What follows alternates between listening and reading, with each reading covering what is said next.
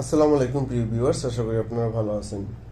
Post master জেনারেলের কার্যালয় দক্ষিণাঞ্চল খুলনার পোস্টাল অপারেটর ও মেইল অপারেটর নিয়োগ পরীক্ষার প্রস্তুতির জন্য আজকে আমরা চূড়ান্ত সাজেশন 2 নিয়ে আলোচনা করব। তো চলুন ভিডিওটি শুরু করি। আর ভিডিওটি ভালো লাগলে অবশ্যই লাইক, শেয়ার, কমেন্ট করে উৎসাহিত করবেন। প্রথম প্রশ্নটা আছে, কোনটি শুদ্ধ বানান? এখানে শুদ্ধ বানান হচ্ছে শ্রদ্ধাঞ্জলি। কি? শ্রদ্ধাঞ্জলি হচ্ছে শুদ্ধ বানান। শুদ্ধ বানানে ভালো করার জন্য আপনাকে অবশ্যই বেশি বেশি লিখতে হবে। কোন বানানটি শুদ্ধ? 2 নম্বরে শুদ্ধ বানান কোনটি? এটা হচ্ছে ভূমিষ্ঠ, এটা হচ্ছে শুদ্ধ বানান। নিচে কোনটি এক বচনের উদাহরণ? কোনটি এক বচনের উদাহরণ? এক বচনের উদাহরণ হচ্ছে শিক্ষক পড়াচ্ছেন, এটা এক বচনের উদাহরণ।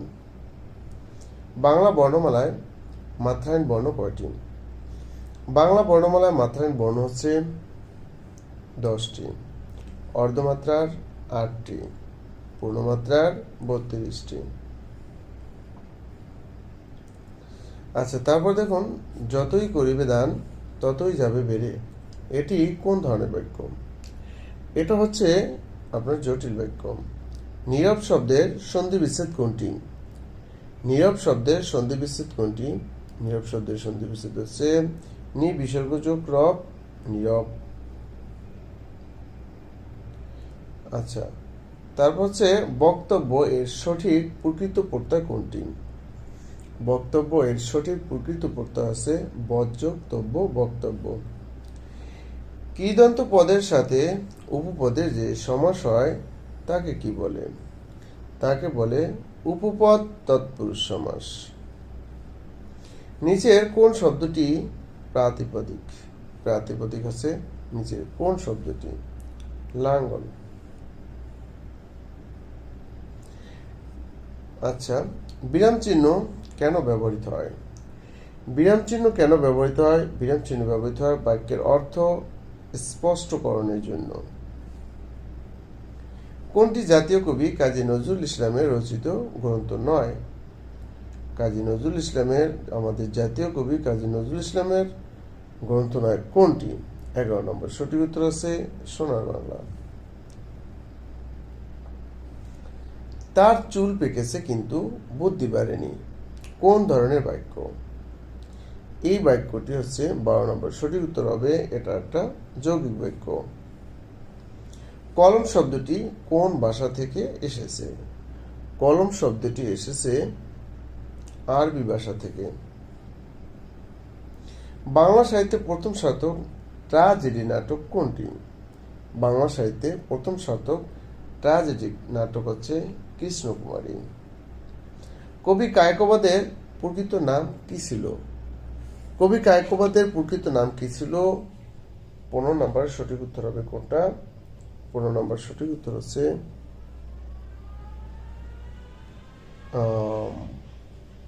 কাজেমাল কুরাইশি। 15 নম্বর সঠিক উত্তর হবে কোনটা? খ নম্বরটা, কাজেমাল কুরাইশি। আচ্ছা, তারপর দেখুন, the sun dash we went out for a walk. এখানে আপনার যে বিষয়টা কোনটা হবে? এখানে হবে had set and we went out for a walk. কারণটা হচ্ছে অতীতে দুটো কাজের মধ্যে যে কাজটি আগে হবে সেটা হবে পাস্ট পারফেক্ট, এবং যে কাজটি পরে হবে সেটা হবে পাস্ট ইনডেফিনিট। এর অর্থটা দাঁড়ায় আগে সূর্য ডুবেছে এবং আমরা হাঁটতে বের হলাম। তার মানে সূর্য আগে ডুবেছে, সেই জন্য হচ্ছে এই দ্য সান হ্যাড সেট, এটা হবে পাস্ট পারফেক্ট এবং পরেরটা পাস্ট ইনডেফিনিট। ঠিক আছে। দ্য ফেয়ারেস ডাউন টু আর্থ এর অর্থ কি? ডাউন টু আর্থ এর অর্থ হচ্ছে সাধারণত বাস্তববাদী, তাহলে কি হবে? রিয়ালিস্টিক, বাস্তববাদী। The synonym for patient is, patient অর্থ কি? শান্ত, স্থির, তাহলে হবে কি? কাম। আর প্যাশেন্টের যদি অপোজিট অর্থ চায় তাহলে হবে impatient. Who is known as the poet of nature in English literature? In English literature, তাহলে 19 নম্বরে আপনার সঠিক উত্তর হবে William Wordsworth. Who is the father of English literature? English literature, who is the father of English literature? 20 নম্বরের সঠিক উত্তর হচ্ছে কোনটা? Geoffrey Chaucer. He studies Bangla dash Dhaka university. এখানে অ্যাড হবে, অর্থাৎ কাজ যেখানে সংগঠিত হবে, কি কাজটা যেখানে সংগঠিত হবে, ভার্বের কাজ যে স্থানে সংগঠিত হবে তার পূর্বে কি বসবে? অ্যাট বসবে। সেই জন্য হবে হি studies Bangla at Dhaka university. 22 নম্বর আছে she preferred rice bread dash bread. এখন এখানে প্রিফার জায়গায় আপনি কি বসাবেন? টু বসাবেন। কি প্রিফার পরে দুটো নাউন থাকলে ওই দুটো নাউনের মাঝখানে টু বসিয়ে দেবেন, শেষ। ওকে, আচ্ছা, হুইচ ওয়ান ইজ কারেক্ট? এখানে কারেক্ট কোনটা? কারেক্ট বানান হচ্ছে আপনার ডিসিসিভ। কি ডিসিসিভ? এই ডিসিসিভ শব্দের অর্থ কি? এর অর্থ হচ্ছে সিদ্ধান্তমূলক। Which gender is the word orphan? Orphan কোন ধরনের জেন্ডার? অরফান আছে পিতৃমাতৃহীন সন্তান, তাই না? তাহলে এটা হচ্ছে কমন জেন্ডার।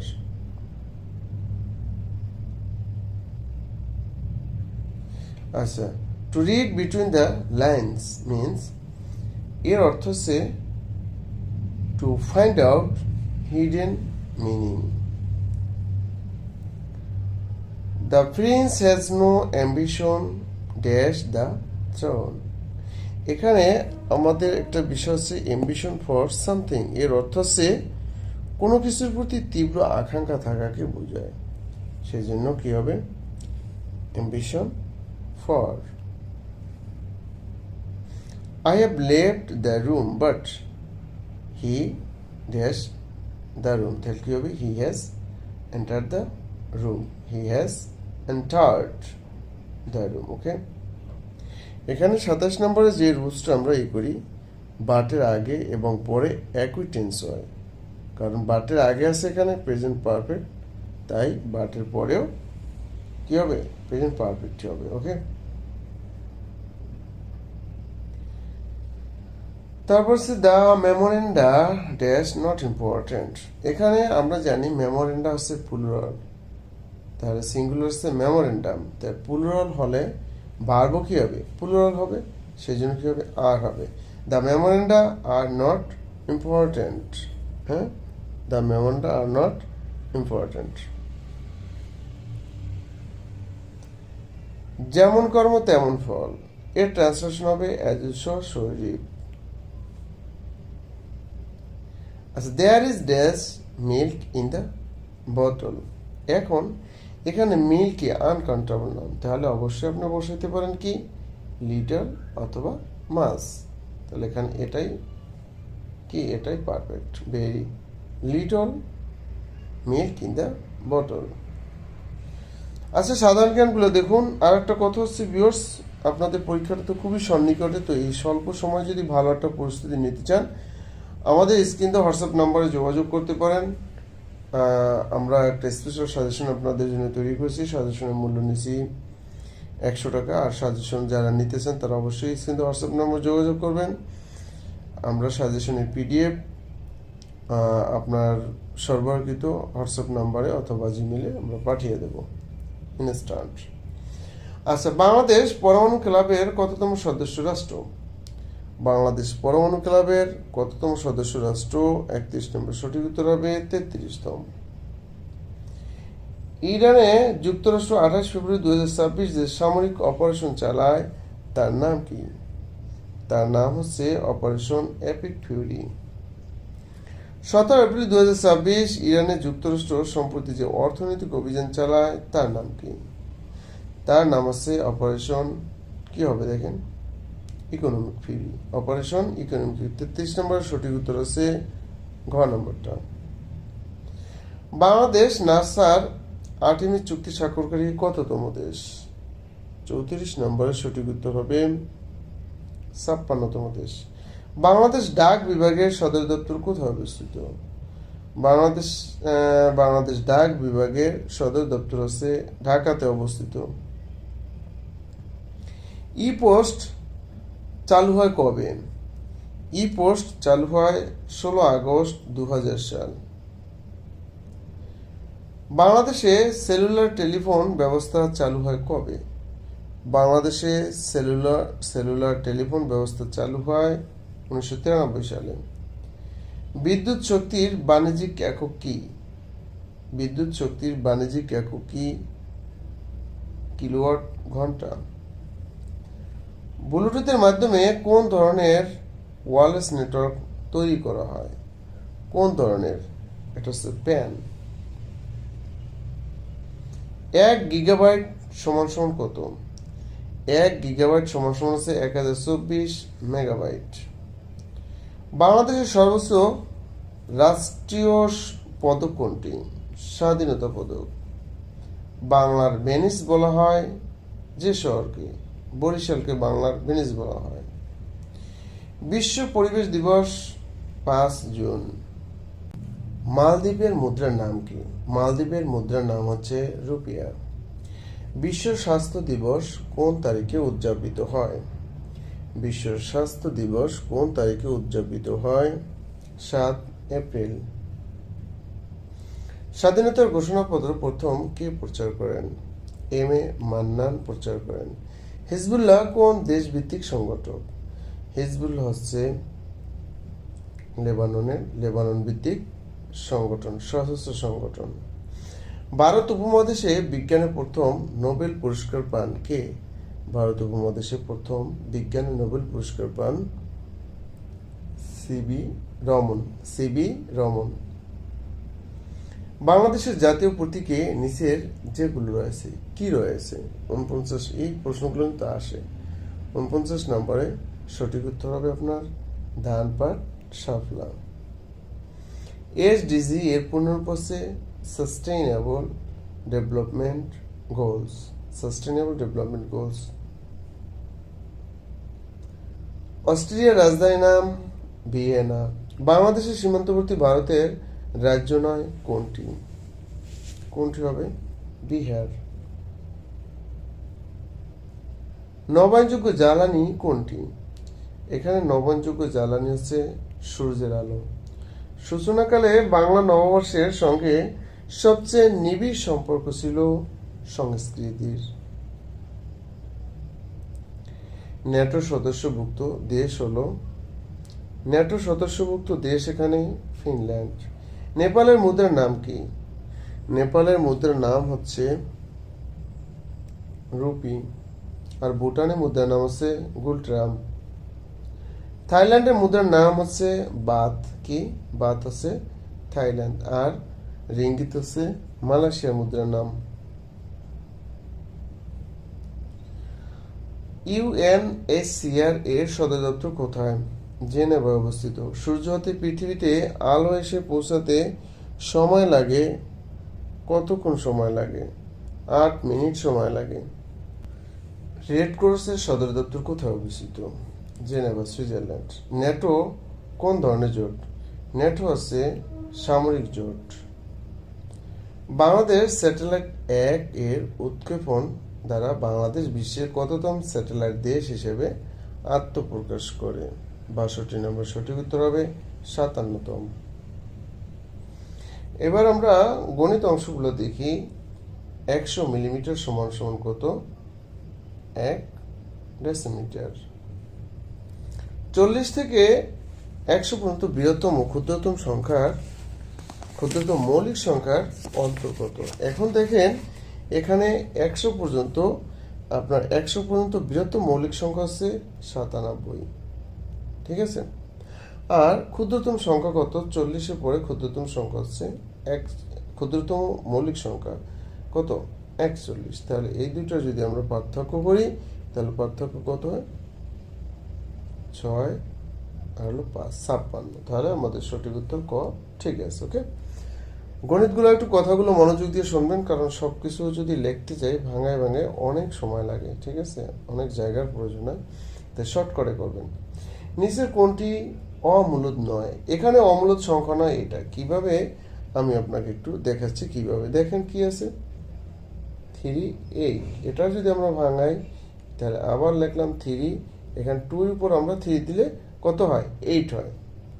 তাহলে দেখেন 2, হ্যাঁ, এই 3 হচ্ছে এই 3 আর এই যদি এভাবে রুটের উপর যদি 3 থাকে আমরা রুট সমান সমান লিখি কত হাফ, হাফ 1/2, আর রুটের উপর যদি 3 থাকে তাহলে লিখি আমরা 1/3, সেই ক্ষেত্রে হচ্ছে 1/3। তাহলে এটা কাটলে কত হয় 2, তার মানে এটা কি অম্লত নয়। হ্যাঁ, অর্থাৎ এটা কি অম্লত নয় এটা।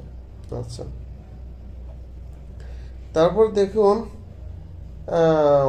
65 নম্বর আছে কি 3/4 কি ধরনের ভগ্নাংশ, অর্থাৎ যে ভগ্নাংশ আপনার লব অপেক্ষা হর বড় সেটা হচ্ছে কি প্রকৃত ভগ্নাংশ।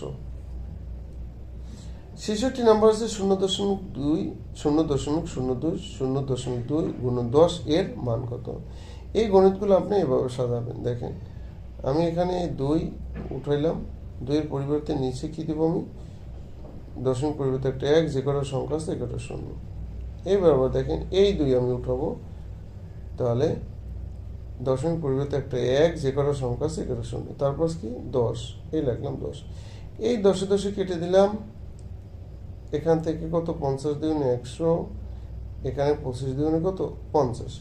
তাহলে কি রইলো নিচে রইলো 25, উপর রইলো 1, এটাকে আমরা ভাগ করি, দশমিক পরিবর্তে একটা 1 আনি, যায় না, আবার 4 দিয়ে সরি 0 দিয়ে আমরা একটা দশমিকটা 0 দিয়ে একটা 0 দিলাম, তাহলে কত 4 25 100। বিষয়টা বুঝেন? অর্থাৎ 1কে 25 দ্বারা ভাগ করে কত হয় 0.04। তাহলে 0.04 আছে কোনটা ঘ নম্বরটা, এটাই আমাদের সঠিক উত্তর। কোন সংখ্যার 3/7 48 সমান। তাহলে আমরা লিখি, ধরি সংখ্যাটি অজানা সংখ্যাটি ক, তাহলে ক এর 3/7 সমান কত হয় 48। অতএব ক ইকুয়াল টু 48, এই ভগ্নাংশটা উল্টে যাবে 7, এটা 3, কি 3 যাবে নিচে, তাহলে 3 সমান কত 48, তাহলে 6 7 42, হ্যাঁ 6 7 42। আচ্ছা 7 থেকে 7 আছে 11, কত হয় 112। ওকে 112, তাহলে ঘ নাম্বারটা হচ্ছে আমাদের সঠিক উত্তর। আচ্ছা, পরে এই গণিতটা দেখুন, একটি নৌকার দাঁড় বেশ স্রোতের অনুকূলে ঘন্টায় 15 কিলোমিটার এবং স্রোতের প্রতিকূলে ঘন্টায় 5 কিলোমিটার গেলে নৌকার বেগ কত। এই গণিতটা করতে আপনি একবারে সহজ একটা করবেন। কি লিখবেন, ওই সূত্রটা আছে হাফ ইন্টু স্রোতের অনুকূলে বেগ যোগ হচ্ছে স্রোতের প্রতিকূলে বেগ, তাহলে আপনার গণিতটা কিন্তু হয়ে যাচ্ছে। ঠিক আছে, এই যে নৌকার গতিবেগ সমান সমান আপনি কি লিখবেন, আমি লিখলাম নৌকার গতিবেগ, নৌকার গতিবেগ কি দিবেন হাফ ইন্টু স্রোতের অনুকূলে বেগ। স্রোতের অনুকূলে বেগ কত আছে 15 যোগ প্রতিকূলে আছে কত 5 প্লাস, তাহলে হাফ। আচ্ছা, আর গুণন এখানে 15 প্লাস কত হয় 20 হয়, তাহলে 2 দ্বারা কাটলে কত বার 10 বার যায়, তাহলে 10 রাখে 10, তাহলে 10 আছে কোথায় খ নম্বরটা, এটা আমাদের সঠিক উত্তর। একজন চাকরিজীবীর বেতন 15% বৃদ্ধি পেয়ে 5,750 টাকা হলে পূর্বের বেতন কত ছিল। 15% বৃদ্ধি পেয়ে কত হয় 115 হয়, কত 115। তাহলে ধরি আমরা পূর্বের বেতন কত 100, 15% বৃদ্ধি পেয়ে হলো 115। তাহলে আমরা লিখবো যে 15% বৃদ্ধিতে 115 টাকা হলে, বর্তমান বেতন 115 টাকা হলে, 115 টাকা হলে পূর্বের বেতন কত 100 টাকা। ঠিক আছে, আমি সব লিখলাম না কিন্তু, ঠিক আছে। আচ্ছা, তাহলে অতএব বর্তমান বেতন যদি 1 টাকা হয় তাহলে পূর্বের বেতন 100 বাই কত 115। ওকে, অতএব পূর্বে এই 15% বৃদ্ধিতে বর্তমান বেতন যদি 5,750 টাকা হয় তাহলে পূর্বের বেতন কত, এখানে হচ্ছে 115, এখানে হলো 100, আর এখানে কত 5,750। এটা দ্বারা কাটলে কত বাজায় 50 বাজায়, 5 থেকে 5 শূন্য আছে 3টা, তাহলে কত হলো 5,000 5,000 টাকা। সঠিক উত্তর তাহলে গ নম্বরটা, আশা করি বুঝছেন। হ্যাঁ, আচ্ছা এই গণিতটা দেখুন, log 2 to the power 64 আর এখানে আছে 8। এই গণিতটা যদি আমরা করি, আমরা একটু লিখে নিই আগে। log 2 to the power 64 log 2 এর পাওয়ার কত আছে 8। এখানে দেখুন log 2, আমরা 2 এর উপর যদি 6 দিই তাহলে কি 64 হয়, প্লাস log 2 এর উপর যদি আমরা 3 দিই তাহলে কত হয় 8 হয়। এবারে আমরা এখানে 6টা এখানে আনলাম, 6 log 2, আর এই 3টা এখানে আনলাম, 3 log 2 এর উপর 2। এবার দেখেন আমরা এখান থেকে লিখতে পারি 6 into 1, কারণ আমরা জানি log a to the a সমান সমান এই সূত্র অনুযায়ী। ওকে, আচ্ছা প্লাস এখানে তাহলে 3 1 লিখতে পারি, তাহলে এখানে কত থাকে 6 কে 6 যোগ 3 কে 3, তাহলে কত হয় 9। সুতরাং 70 নম্বরে সঠিক উত্তর আছে ক নম্বরটা। তো প্রিয় ভিউয়ার্স, আজকে ভিডিওটা কিন্তু এ পর্যন্তই ছিল। তো যাদের স্পেশাল সাজেশন প্রয়োজন তারা অবশ্যই স্ক্রিনে হোয়াটসঅ্যাপ নম্বরে যোগাযোগ করবেন। আমরা সাজেশন মূল্য নিচ্ছি 100 টাকা। সাজেশনের পিডিএফ ফাইল আপনার সর্বকৃত হোয়াটসঅ্যাপ অথবা জিমেলে পাঠিয়ে দেওয়া হবে ইনস্ট্যান্ট। ভালো থাকবেন, আসসালামু আলাইকুম।